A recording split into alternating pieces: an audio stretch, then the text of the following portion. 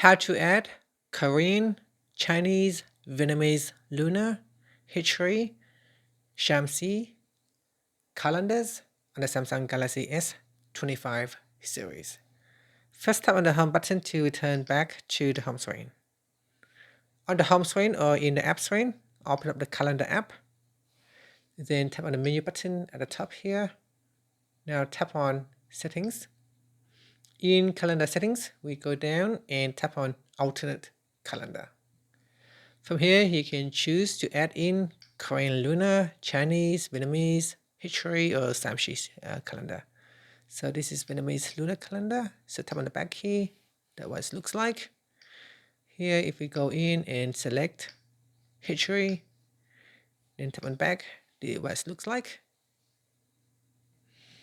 And if you select Shamsi, and then tap on the back, this is what it looks like. And that's it. Thank you for watching this video. If you find it helpful, please like and subscribe to my channel for more videos.